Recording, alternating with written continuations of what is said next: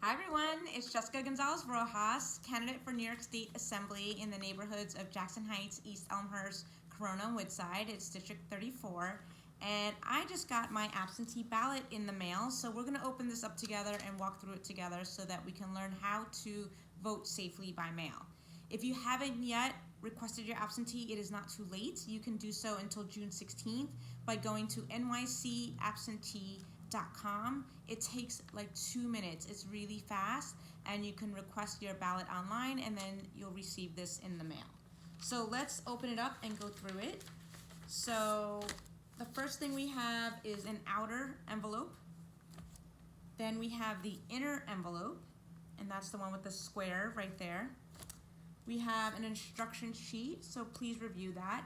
And the important thing is that in our neighborhood, it's come in several languages. It's in English, in Spanish, in Chinese, in Korean, and in Bengali. So that is great because we speak all those languages in our diverse community.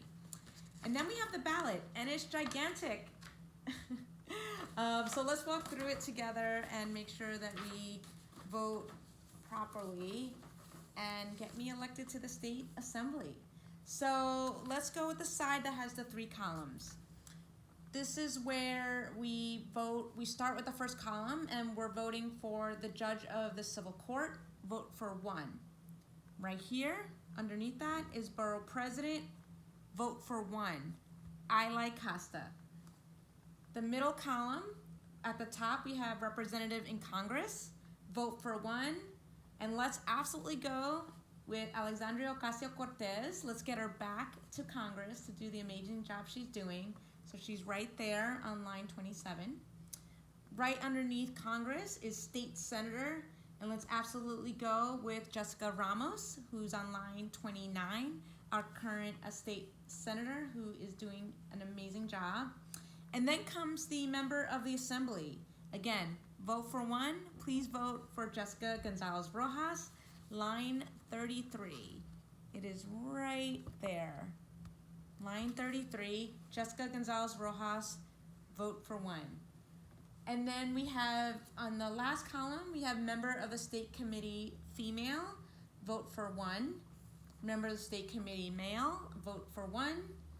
Assembly district leader female, vote for 1. And then assembly district leader male, vote for 1.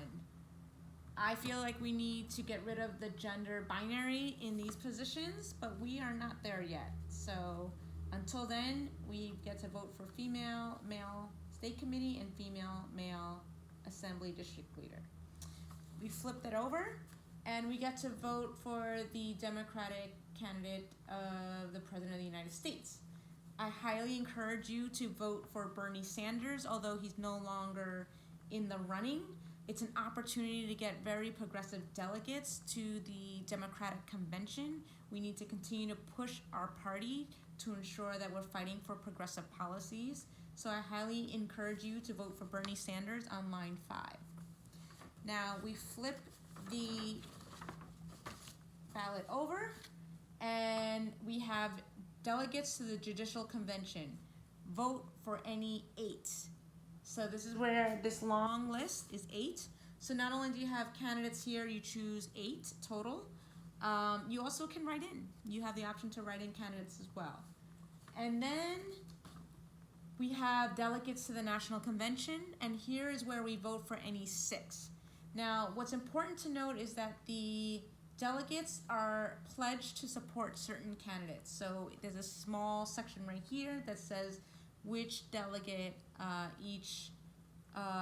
which delegate is pledged to support which candidate. So it's important to take a look at that. You fill out any 6. Important thing with this is to fill it out with a black or blue pen or a pencil. I would absolutely go with a pen. So you complete that, you take the inner envelope, again the one with the square, and it has your name. You put the ballot inside, you seal it, and then you sign it. Now, if you can sign your own ballot, you sign it right here. If you're unable to sign your own ballot, you may have a witness sign it right here. Okay, this is very, very, very critical to sign your ballot, to sign the envelope, because the entire ballot can be thrown out if you don't sign it. It's happened, and it will continue to happen if we don't sign it, the envelope, in the proper place. So seal it, sign it, and then put it in the outer envelope. It is already prepaid, so you do not have to add a stamp. You just have to put your return address, seal it, drop it in the mail. So that's voting by mail. Make sure you drop it in the mail by June 22nd. I highly encourage you to get it in much sooner than that. The ballots are coming in, so you can actually vote now and get it done and drop it in the mail.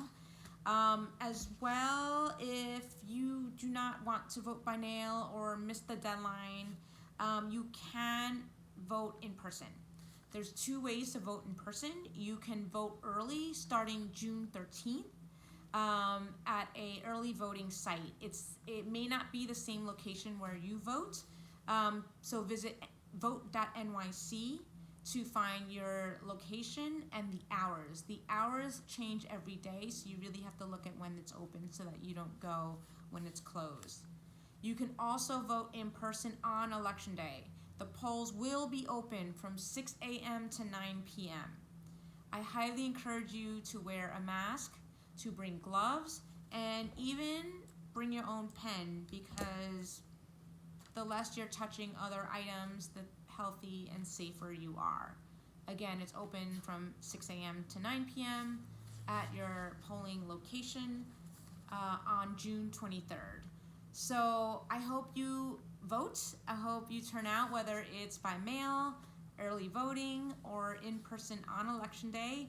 And I would be humbled and honored to represent you as part of the New York State Assembly for our district. So make sure you get out there and let's win this. Thank you so much.